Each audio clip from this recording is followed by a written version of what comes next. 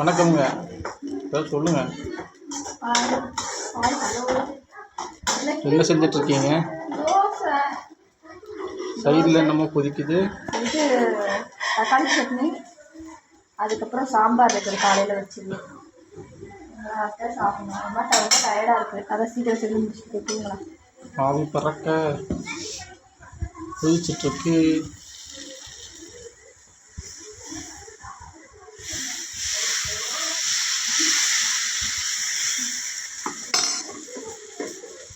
தோசை ரவுண்டாக வரல.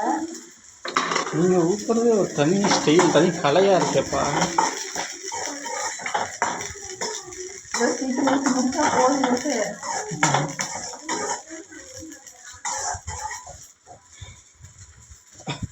தோசை இடியாருக்கு போட்டு வச்சிருக்கு. பாதி சாப்பிட்டு பாதி சாப்பிட்டாங்க. ஓ, பெரிய மனுஷன் சாப்பிட்லையா? வச்சுட்டாரா? சரி, எத்தனை தோசை சுடுவீங்க ஒரு ஆள்?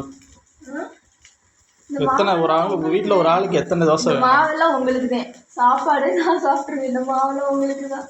எவ்வளோ தோசை சாப்பிடுவார் உங்கள் வீட்டுக்காரர்? ரெண்டு ஃபுல் பேக்கெட்டில் சுடுறதுல சாப்பிடுவார். தோசைக்கு பெருநாள் தோசையை வீட்டில் செய்கிறதே இல்லை.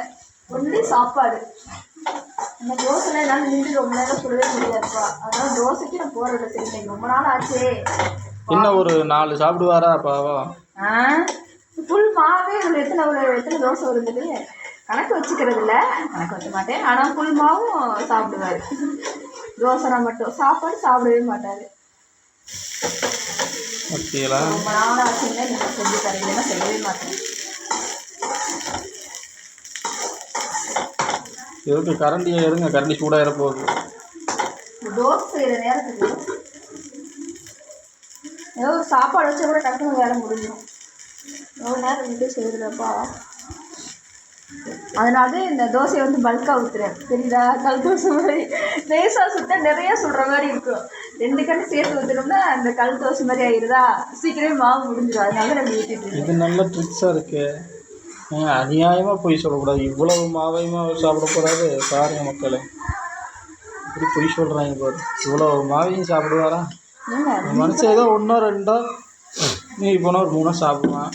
ஏங்க இப்போ 3 தோசை சுட்டுருக்கேங்க. எப்படி பார்த்தாலும் 7 8 வருங்க. அழகாக ரவுண்ட் அடிக்கிறீங்களே. அது பார்த்தீங்களா? 8 போடுற மாதிரி பெருசாக ஊற்றுறேன் பார்த்தீங்களா? இதுதான் ஆயிடுச்சு. உங்களுக்கு மட்டும்தான் சட்னி. இப்படித்தான் சொல்கிறியே எல்லா வீட்டுக்காரம்மாவும். உங்களுக்கு தான். ஆனால் கடைசியில் பார்த்தா மூளையை உட்காந்து பல்க் அடிக்கிறது யாருன்னு பார்த்தா தான் தெரியும். அடுத்த சட்னி தயார் நிலையில் உள்ளது.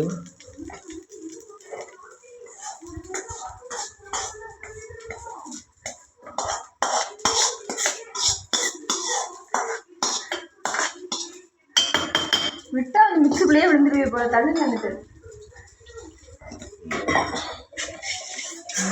புகை வர்றது. சூடோட அரைக்க போகிறேங்க. அதனால கொஞ்சம் தண்ணி மிக்ஸ் பண்ணிப்போம். ஏன்னா உங்கள் சட்னியோட சீக்கிரம் என்னன்னு சொல்லுங்களேன். என்ன சட்னின்னு முதல்ல சொல்லுங்கள். என்ன சட்னிலாம் எனக்கு தெரியாது. சரி, என்னென்ன இன்க்ரீடியன்ஸ் போடுவீங்க? தெரிஞ்சது. தள்ளுங்க. தக்காளி, புதினா, கடலைப்பருப்பு.